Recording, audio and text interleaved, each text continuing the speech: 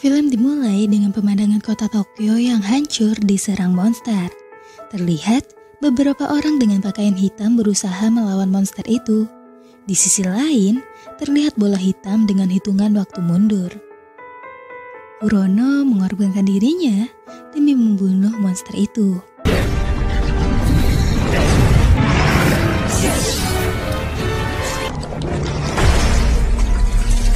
Reika terpukul atas kematian Kurono setelah monster itu terbunuh yang selamat diteleportasi ke suatu tempat.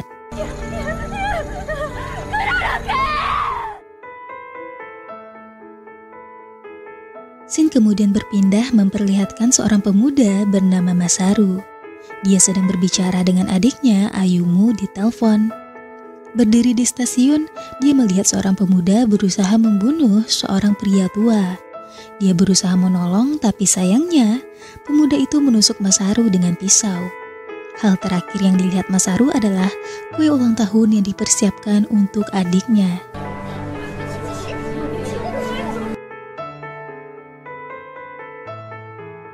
Masaru mengira dirinya sudah mati terbangun di suatu tempat. Di ruangan itu terlihat Reika, Nishi, Suzuki, dan pria kekar. Di tengah ruangan terlihat bola hitam besar. Bola itu memberitahu kalau mereka sudah mati dan terjebak di dunia game survival. Bola itu memberikan mereka tugas untuk membunuh bos monster yang sangat kuat. Dan bola Gans mulai menghitung waktu mundur. Untuk menyelesaikan tugas ini mereka dilengkapi dengan seragam hitam dan senjata untuk mempertahankan diri.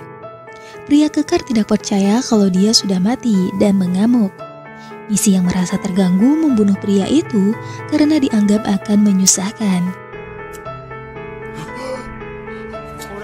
Setelah semua berganti pakaian, mereka diteleportasi ke Osaka yang dalam keadaan hancur.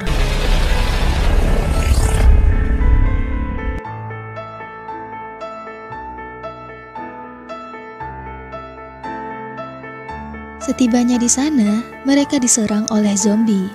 Reika dan Suzuki menembakinya tapi meleset. Nishi yang ahli dalam menggunakan senjata datang dan menembak zombie itu hingga mati. Masaru yang syok bertanya apa yang sebenarnya terjadi. Suzuki mengatakan kalau mereka harus membunuh semua monster yang ada di sini sebelum batas waktu habis. Atau kalau tidak, jiwa mereka di dunia game ini akan lenyap selamanya. Reika juga bercerita kalau mereka telah kehilangan anggota terbaik pada misi sebelumnya. Saat berbicara, navigasi Reika tiba-tiba memperlihatkan segerombolan monster yang berjalan ke arah mereka. Reika dan Suzuki berusaha menembaki monster yang datang sambil berlari, tapi mereka malah terkepung. Masaru berusaha menolong dengan menembak monster itu tapi meleset. Tindakannya membuat monster itu marah dan menyerang Masaru. Untungnya, bejuju hitam itu menyelamatkannya.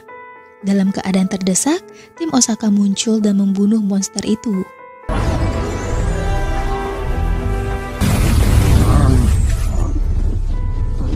Dibandingkan dengan tim Masaru, tim Osaka terlihat lebih terlatih dan dilengkapi dengan senjata ataupun peralatan yang lebih canggih.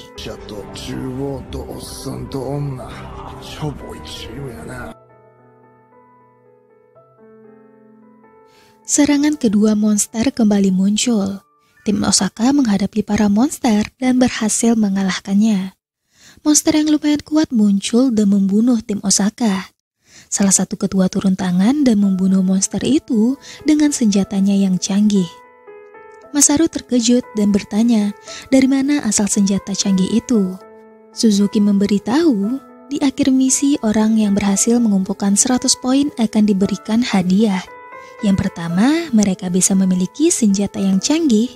Yang kedua, menghidupkan kembali teman yang gugur. Dan yang ketiga, kembali ke dunia nyata dan melupakan semua yang ada di sini. Dan tim Osaka sering mendapatkan nilai penuh. Maka dari itu, senjata mereka lebih canggih. Nishi juga berambisi untuk membunuh bos. Dia mulai menyamarkan dirinya untuk menyerang saat ada kesempatan. Masaru juga bertekad untuk mendapatkan poin penuh agar bisa kembali bersatu dengan adiknya. Saat akan pergi, Mereka mendengar teriakan warga yang meminta tolong. Masaru ingin menolong orang-orang tapi Suzuki mencegahnya. Reika mengatakan mereka tidak cukup kuat untuk menolong. Suzuki juga mengatakan mereka harus menghindari risiko yang tidak perlu. Suzuki juga mengatakan kalau terjadi sesuatu padanya siapa yang akan merawat adiknya. Dia kemudian memberikan koin agar Masaru bisa menghubungi adiknya. Masaru menelpon adiknya melalui telepon umum. Ayumu masih menunggu kepulangan abangnya. Masaru menyuruh adiknya untuk tetap di rumah karena keadaan kota yang kacau dan berjanji akan kembali secepatnya. Setelah selesai menelpon, Masaru bertemu dengan orang-orang yang sedang diserang oleh monster. Masaru yang tidak tega berusaha menolong mereka. Masaru memberanikan diri dan melawan monster itu.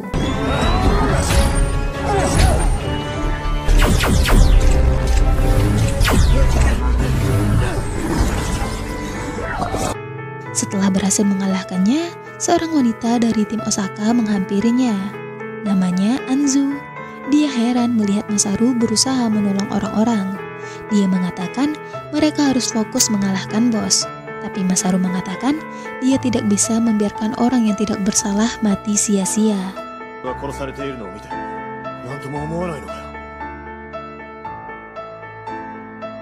Anzu mengikuti Masaru yang kembali mencoba menolong orang-orang. Dia melawan monster hijau yang mengepung sebuah keluarga.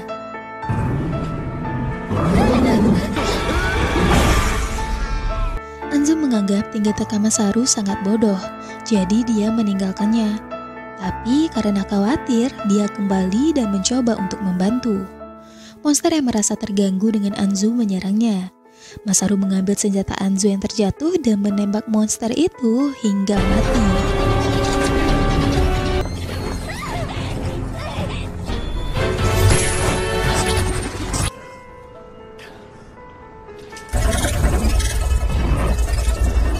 Anzu terkesan dengan sikap Masaru dan bertanya, kenapa dia bersikap seperti pahlawan. Masaru mengatakan setelah orang tuanya meninggal, dia hidup berdua dengan adiknya. Karena saudaranya Hana memiliki dirinya, jadi dia harus tetap hidup. Anzu juga mengatakan kalau dia juga hidup berdua dengan anaknya yang berusia 3 tahun. Mereka bertekad untuk tetap hidup agar bisa kembali ke keluarga masing-masing. Di jalan, mereka berpapasan dengan orang terkuat di tim Osaka. Tapi Anzu mengatakan kalau ada ketua yang lebih kuat. Dia memiliki senjata yang lebih canggih dan telah membunuh bos terkuat sebanyak 7 kali. Ketua itu saat ini sedang bersembunyi di kota menunggu kemunculan bos terkuat. Di sisi lain, monster raksasa muncul dari dalam air dan mulai menyerang kota. Dari arah yang berlawanan, robot raksasa muncul dan melawan monster itu. Sosok yang ada di dalam robot itu tak lain dan tak bukan adalah ketua terkuat yang diceritakan Anzu tadi.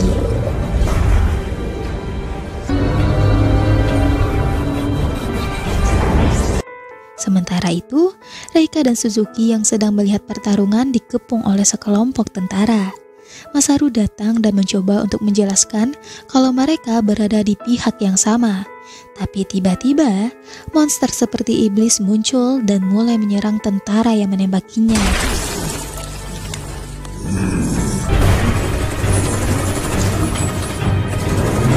Masaru menembak monster itu dengan pistol yang bisa mengikatnya.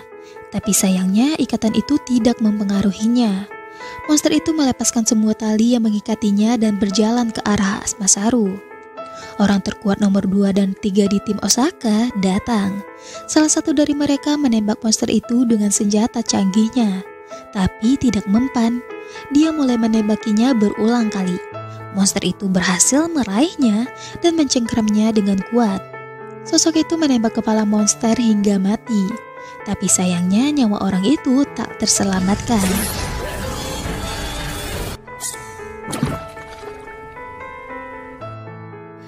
Bos besar dalam misi terakhir muncul. Monster itu tidak tampak mengerikan, tapi sistem di Gans tidak mungkin salah. Pasti ada kekuatan besar tersembunyi di balik sosok itu. Anggota terkuat di Osaka yang tersisa menyerang sosok itu.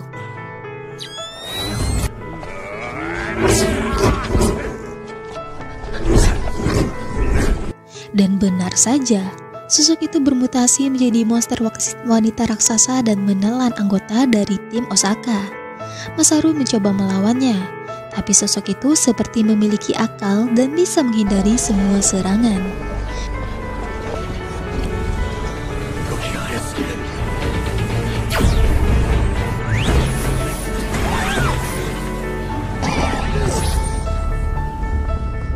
Nisi tiba-tiba muncul dan meledakkan tubuh monster itu hingga hancur.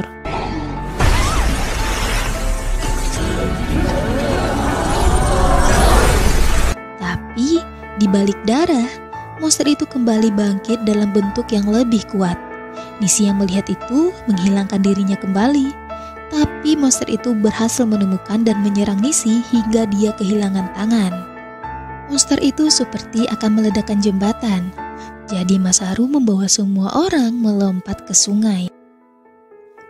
Di sisi lain, pertarungan antara orang terkuat dan monster raksasa masih berlangsung.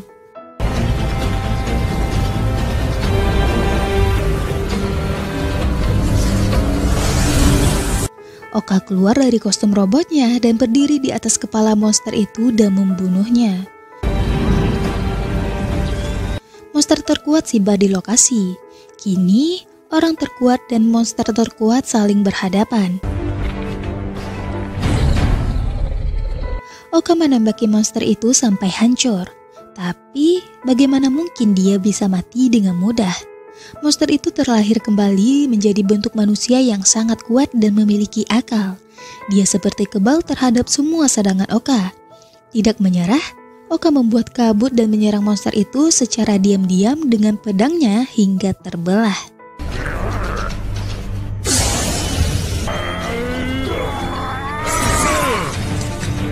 Monster itu masih belum mati, karena monster itu hanya mempan pada serangan kejutan. Oka pergi dari sana untuk rencana serangan selanjutnya. Masaru menghampiri monster itu untuk menghabisinya. Tapi sebuah bom tiba-tiba muncul. Melihat itu, Suzuki menjadikan dirinya tameng untuk melindungi Masaru. Pada akhirnya, monster itu terlahir kembali. Kali ini dalam bentuk tengkorak yang sangat mengerikan. Dia mengabaikan Masaru dan timnya karena dia hanya ingin melawan orang terkuat yang dianggapnya sangat menantang dan pergi mencari Oka.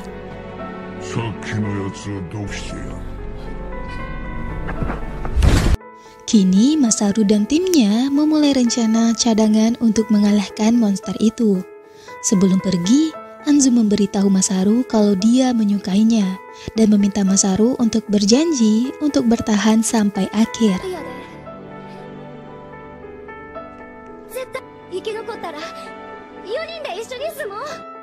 Monster itu kembali sambil membawa kepala Oka. Dia kembali untuk membunuh Masaru. Masaru berusaha menunda waktu agar timnya siap di posisi masing-masing. Setelah dia berada di posisi masing-masing, mereka mulai menembaki monster itu hingga hancur dan terbelah.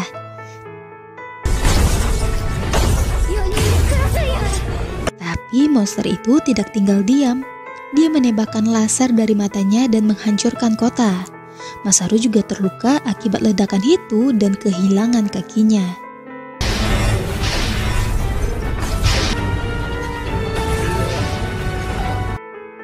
Monster itu berjalan menuju Masaru dan hendak membunuhnya. Tapi Anzu datang dan menembaki monster itu. Akibatnya, dia kembali mengeluarkan laser dari matanya dan membelah tubuh Anzu. Masaru terpukul atas kematian Anzu dan berusaha mengambil pistol untuk membunuh monster itu. Nisi tiba-tiba datang dan mengalihkan perhatian monster itu. Melihat kesempatan, Masaru segera memberikan serangan kejutan. Dia menembakinya berkali-kali tanpa memberikannya kesempatan untuk meregenerasi.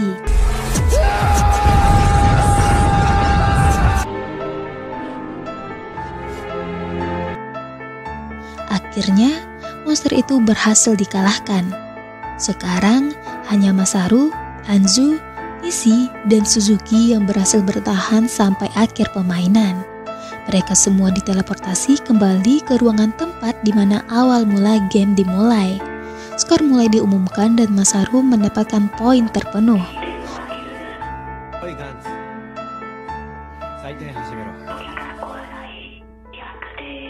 Masaru melepaskan kesempatannya untuk meninggalkan dunia game dan memilih untuk menghidupkan kembali Anzu.